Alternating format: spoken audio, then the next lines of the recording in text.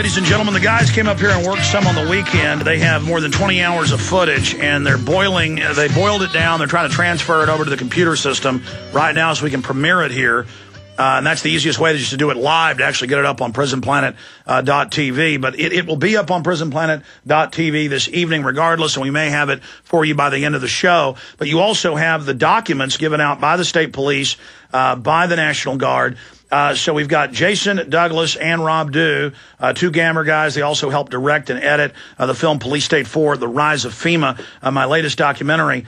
Guys, go over arriving, what you saw, what you witnessed. And people need to understand, I've been to these urban warfare drills. This is not isolated.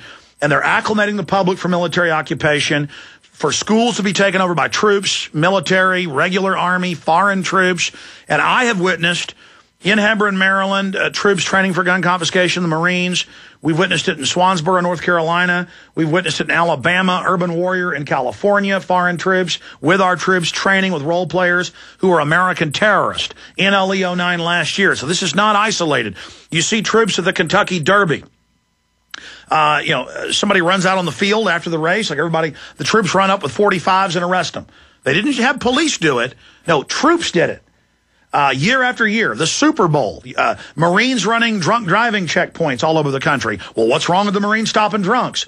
We are being acclimated for military occupation, and now they admit Brigade Homeland and Homeland Security and Northcom, and the military is training to take on their number one threat, the former military, gun owners. New York Times about Boy Scouts training to take on disgruntled vets that own guns. And we cover that in Police State 4. You guys did a great job working on that. I sent you to this. We were not disappointed.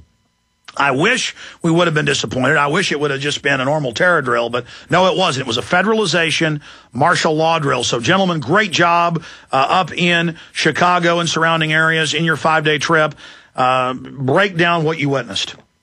All right, well, we arrived on Saturday, and we scattered out some of the locations that they were putting out in their press releases of where these events were going to be taking place. And we had a hotel pretty close to the first one, which was in Oak Lawn. It was a train station. And they were simulating a plane exploding over on its way into Midway Airport. And they took that, they said, off the underwear bomber thing. So they're using a false flag to justify more terror training. And so there it was a very small drill. It was mainly firefighter, police, and then National Guard were kind of providing oversight, and they had a command vehicle there. The next day, we went to Toyota Park, and that was the big, that was where their big staging ground was. That's where, the 400 to 500 National Guard troops were going to show up. And from there, they were going to deploy to the different events around the city of Chicago, which is, it's huge. I don't know if you've never been there, it's really big. There's a big downtown and then an even bigger suburb. And, so then the next day we went to, their second, it was like a smaller command staging ground in Elk Grove, and we saw a lot of their technology that they were using.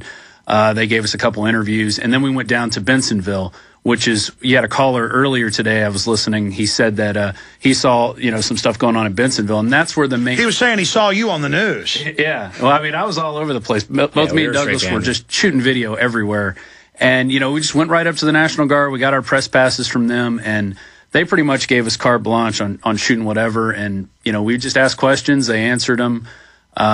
They mentioned that... What about nighttime drills, the Guard running around the streets at 1 a.m.?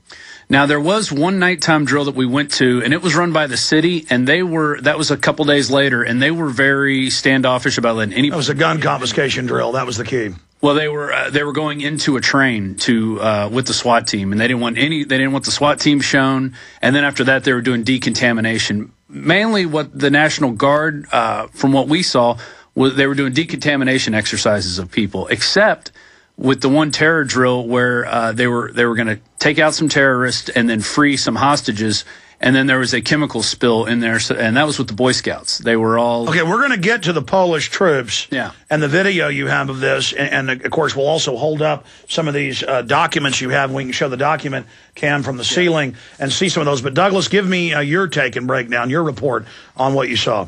Well, the thing that was difficult to wrap your mind around was that they would couch these, each segment of this training exercise was couched in something that was completely innocuous. A plane crash. Of course, it's a plane crash, but then all of a sudden they start swinging into there was terrorist information found inside of the plane. And then they're, interrogating the people who just fell out of the sky. They take these training exercises. They have all these different spins that happen with them. And so it's not the original, just a plane crash. It's all of these other things. And they're following this trail of where, they got information from citizens who just fell out of the sky and now they can go in any direction that they want. Well, yeah, you'll have the cover story. It's like, we're training for Macedonia, and then you get there, and they're training to take over San Francisco in the Urban Warrior one I went to with the Marines and the foreign troops in Oakland. I have the footage. It's in Police State 2000, and it's all there, them saying, we're trying to take on Americans in San Francisco, and they have mock interrogations. Where'd you get the weapons? Where'd you get the helmet? Well, I got it in San Francisco. Well, why are you in Oakland? I'm an American. No, not the camp. I have rights. That's all on video. And it's always the same, for the public. It's like, we're doing a bomb decontamination drill. And then you find out it's a takeover of the city council, or it's a takeover of the county commissioner's office. I mean, I've seen this in Texas. I've been to them in Texas. So you have the cover story, and then as you said, it then goes off into all these other directions. Yeah, we were told several times that the Polish troops were only going to be there as observers, and then we find out there's Latvian troops there because Michigan's sister country, Warsaw Pact country, is Latvia. So they have Latvia troops there because the Michigan National Guard was also participating. And then Illinois is with Poland. So and again, this just is compartmentalized. This gets our troops trained to foreign troops. Sure. It gets the other foreign troops. And now in NLE 09, they admitted 14 nations training to, quote, take on American terrorists. And so now the news is saying, in an emergency, Canadian and Mexican troops are going to help in America. And then we had our troops up at the Olympics helping run checkpoints. See how we're all being acclimated. Oh, yeah, and they do it under the guise of, this is to share information and brotherhood and all this stuff. And well, that was like in Iowa when we had the colonel on that you got on. He said, we were training for gun confiscation, but what's wrong with that? You're making it a conspiracy theory. And I said, well, no, and then the news wrote an article about me, the conspiracy theorist, who scared the town about gun confiscation, but their original article said they worked with a local gun dealer who played the part of the terrorist, and they were going door to door and cardoning for a gun confiscation. He even admits it. You were looking for weapons caches. Yes, we're doing a gun confiscation drill, but you shouldn't be upset about it. Right. And that's, they do it all matter-of-factly. So, break down exactly what people are going to see on this prison. In fact, if it comes in when the show ends, we'll just play the video in overdrive. If it's not, we have it?